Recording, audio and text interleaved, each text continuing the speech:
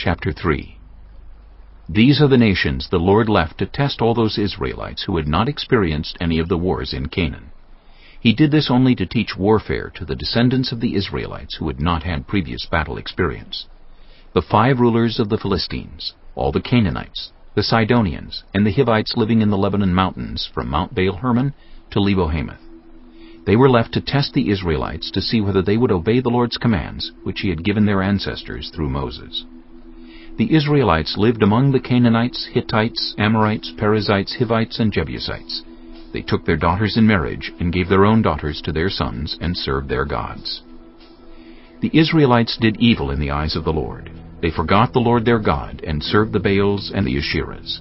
The anger of the Lord burned against Israel, so that He sold them into the hands of Cushan-Rishathaim, king of Aram-Naharaim, to whom the Israelites were subject for 8 years.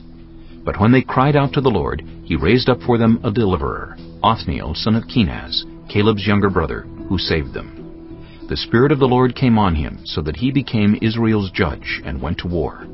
The Lord gave Cushan-Rishathaim, king of Aram, into the hands of Othniel, who overpowered him. So the land had peace for 40 years, until Othniel, son of Kenaz, died. Again the Israelites did evil in the eyes of the Lord, and because they did this evil, the Lord gave Eglon, king of Moab, power over Israel. Getting the Ammonites and Amalekites to join him, Eglon came and attacked Israel, and they took possession of the city of palms. The Israelites were subject to Eglon, king of Moab, for 18 years. Again the Israelites cried out to the Lord, and He gave them a deliverer, Ehud, a left-handed man, the son of Jerah the Benjamite. The Israelites sent him with tribute to Eglon, king of Moab. Now Ehud had made a double-edged sword about a cubit long, which he strapped to his right thigh under his clothing. He presented the tribute to Eglon, king of Moab, who was a very fat man.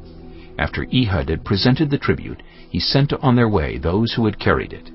But on reaching the stone images near Gilgal, he himself went back to Eglon and said, "Your Majesty, I have a secret message for you." The king said to his attendants, "Leave us!" And they all left. Ehud then approached him while he was sitting alone in the upper room of his palace, and said, "I have a message from God for you." As the king rose from his seat, Ehud reached with his left hand, drew the sword from his right thigh, and plunged it into the king's belly. Even the handle sank in after the blade, and his bowels discharged. Ehud did not pull the sword out, and the fat closed in over it. Then Ehud went out to the porch. He shut the doors of the upper room behind him and locked them. After he had gone, the servants came and found the doors of the upper room locked. They said, "He must be relieving himself in the inner room of the palace." They waited to the point of embarrassment, but when he did not open the doors of the room, they took a key and unlocked them. There they saw their lord fallen to the floor, dead. While they waited, Ehud got away. He passed by the stone images and escaped to Seirah. When he arrived there, he blew a trumpet in the hill country of Ephraim, and the Israelites went down with him from the hills, with him leading them. "Follow me," he ordered, "for the Lord has given Moab, your enemy, into your hands." So they followed him down and took possession of the fords of the Jordan that led to Moab. They allowed no one to cross over. At that time they struck down about 10,000 Moabites, all vigorous and strong. Not one escaped. That day Moab was made subject to Israel, and the land had peace for 80 years. After Ehud came Shamgar, son of Anath, who struck down 600 Philistines with an ox goad. He too saved Israel. Chapter 4. Again the Israelites did evil in the eyes of the Lord, now that Ehud was dead.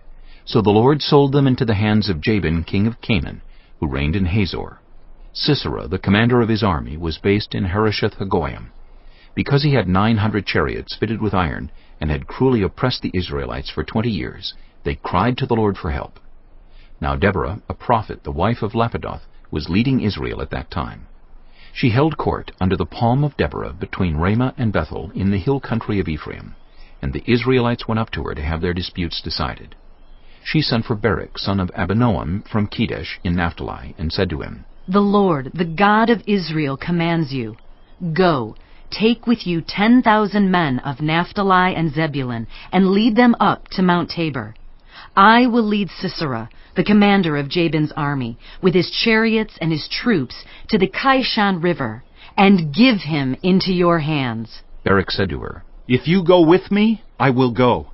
But if you don't go with me, I won't go." "Certainly, I will go with you. said Deborah. But because of the course you are taking, the honor will not be yours. For the Lord will deliver Sisera into the hands of a woman. So Deborah went with Barak to Kedesh. There Barak summoned Zebulun and Naphtali, and 10,000 men went up under his command. Deborah also went up with him. Now Heber the Kenite had left the other Kenites, the descendants of Hobab, Moses' brother-in-law, and pitched his tent by the great tree in Zaanaim near Kedesh. When they told Sisera that Barak, son of Abinoam, had gone up to Mount Tabor, Sisera summoned from Harosheth Hagoyim to the Kishon River all his men and his 900 chariots fitted with iron. Then Deborah said to Barak, Go! This is the day the Lord has given Sisera into your hands. Has not the Lord gone ahead of you? So Barak went down Mount Tabor with 10,000 men following him. At Barak's advance the Lord routed Sisera and all his chariots and army by the sword, and Sisera got down from his chariot and fled on foot. Barak pursued the chariots and army as far as Harosheth Hagoyim, and all Sisera's troops fell by the sword, not a man was left. Sisera meanwhile fled on foot to the tent of Jael, the wife of Heber the Kenite, because there was an alliance between Jabin, king of Hazor, and the family of Heber the Kenite. Jael went out to meet Sisera and said to him, Come, my lord, come right in. Don't be afraid. So he entered her tent, and she covered him with a blanket. I'm thirsty, He said. Please give me some water. She opened a skin of milk, gave him a drink, and covered him up. Stand in the doorway of the tent, He told her. If someone comes by and asks you, is anyone in there, say no. But Jael, Heber's wife, picked up a tent peg and a hammer, and went quietly to him while he lay fast asleep exhausted. She drove the peg through his temple into the ground, and he died. Just then Barak came by in pursuit of Sisera, and Jael went out to meet him. Come, She said. I will show you the man you're looking for. So he went in with her, and there lay Sisera with the tent peg through his temple, dead. On that day God subdued Jabin, king of Canaan, before the Israelites, and the hand of the Israelites pressed harder and harder against Jabin, king of Canaan, until they destroyed him. Chapter 5. On that day Deborah and Barak, son of Abinoam, sang this song. When the princes in Israel take the lead, when the people willingly offer themselves, praise the Lord. Hear this, you kings. Listen, you rulers. I, even I, will sing to the Lord. I will praise the Lord, the God of Israel, in song. When you, Lord, went out from Seir, when you marched from the land of Edom, the earth shook. The heavens poured, the clouds poured down water. The mountains quaked before the Lord, the one of Sinai, before the Lord, the God of Israel. In the days of Shamgar, son of Anath, in the days of Jael, the highways were abandoned, travelers took to winding paths. Villagers in Israel would not fight. They held back until I, Deborah, arose. Until I arose, a mother in Israel. God chose new leaders when war came to the city gates. But not a shield or spear was seen among 40,000 in Israel. My heart is with Israel's princes, with the willing volunteers among the people. Praise the Lord. You who ride on white donkeys, sitting on your saddle blankets, and you who walk along the road, consider the voice of the singers at the watering places. They recite the victories of the Lord, the victories of his villagers in Israel. Then the people of the Lord went down to the city gates. Wake up, Deborah. Wake up, break out in song. Arise, Barak, take captive your captives, son of Abinoam. The remnant of the nobles came down. The people of the Lord came down to me against the mighty. Some came from Ephraim, whose roots were in Amalek. Benjamin was with the people who followed you. From Makir, captains came down. From Zebulun, those who bear a commander's staff. The princes of Issachar were with Deborah. Yes, Issachar was with Barak, sent under his command into the valley. In the districts of Reuben, there was much searching of heart. Why did you stay among the sheep pens to hear the whistling for the flocks?